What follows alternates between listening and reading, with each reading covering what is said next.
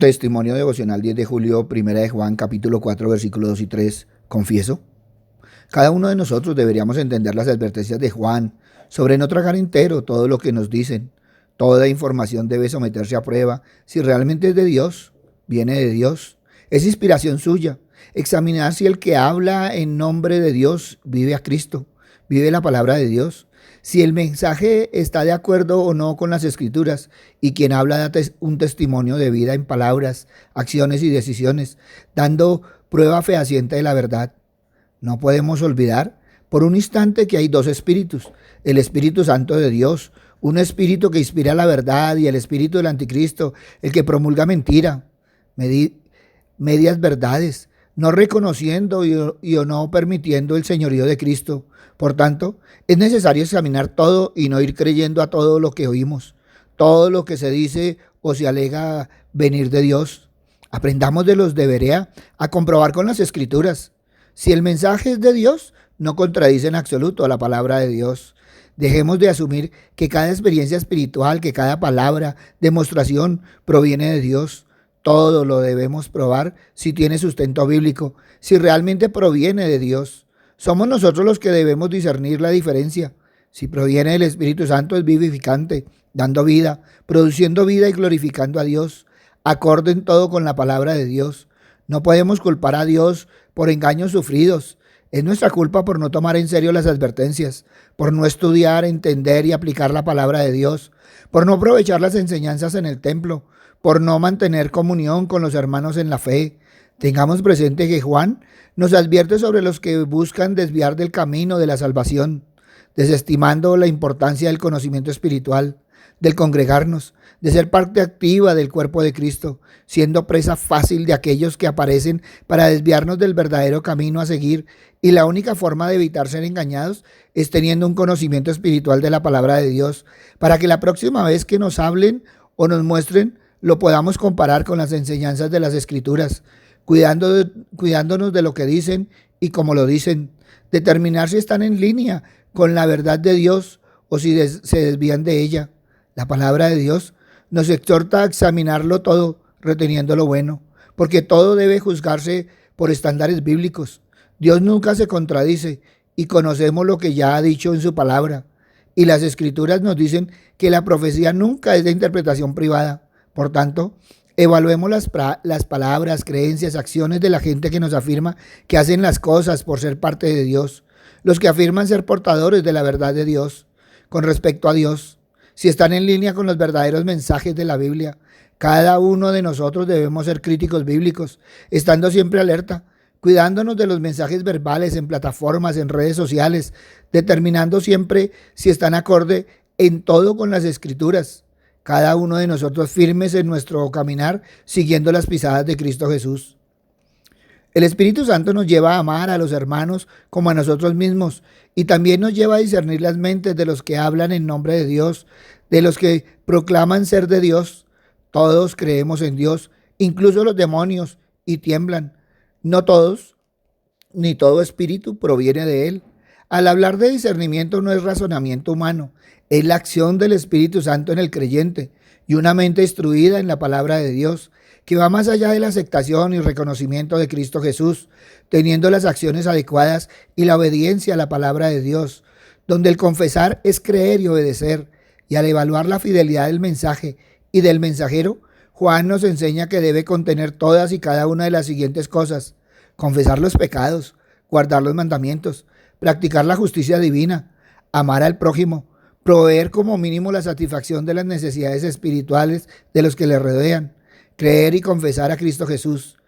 Todos y cada uno debemos darle importancia a la comunión constante y permanente con la Trinidad como eje central de nuestra vida. Y nuestro testimonio en palabras respaldadas por acciones y decisiones predican con exactitud la palabra de Dios, porque las Escrituras son más seguras que las experiencias o sensaciones humanas. Perduran para siempre, son dignas de confianza, son inmutables y eternas, son la norma regular de nuestra vida, siendo por medio de esas normas, con la ayuda del Espíritu Santo, que conocemos el espíritu de verdad y el espíritu de mentira o error. Por eso somos los llamados a comparar con la norma bíblica revelada todo mensaje espiritual que nos topemos, manteniendo nuestra fe en Cristo Jesús como el centro de nuestra vida. Cada uno de nosotros somos exhortados a permanecer atentos y discernir la verdad, caminando en ella, aprendiendo cada día sobre las Escrituras, teniendo cuidado de la línea de minimizar o eliminar el pecado, el arrepentimiento, la Trinidad, la salvación por gracia mediante la fe en la obra terminada de Cristo Jesús, sabiendo que estamos en el tiempo donde no soportan la sana doctrina, sino que tienen comezón de oír, amontonándose maestros conforme a sus propias pasiones. Busquemos las enseñanzas de la palabra donde sea enseñada fielmente, teniendo cuidado de las enseñanzas y doctrinas sutiles que usan la Biblia, pero guiando a cosas que no están 100% acorde y armonía con la Biblia.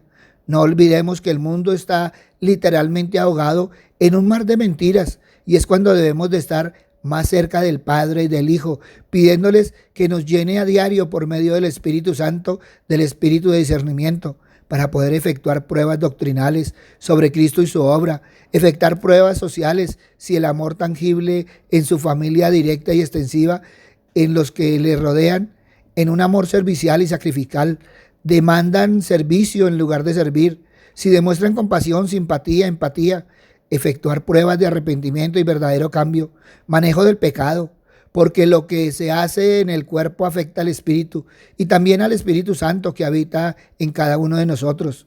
Es cierto, todos fallamos, pero el que vive en el pecado, el que persiste en el pecado, el que justifica su pecado, no teniendo intención de someterse a las normas bíblicas, por lo tanto, no viene de Dios. Si al aplicar estas tres pruebas encontramos las cualidades bíblicas, son de Dios.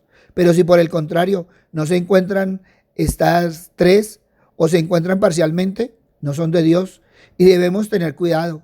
Nuestro enemigo, el diablo, ronda como león rugiente, buscando a quien devorar. Porque acorde a Juan, cualquier enseñanza que presente una mentira sobre Cristo o no, que no tiene las normas bíblicas o que su mensajero no se somete a las normas bíblicas, es el espíritu del anticristo, un espíritu que lleva más de 2000 años rondando en el mundo.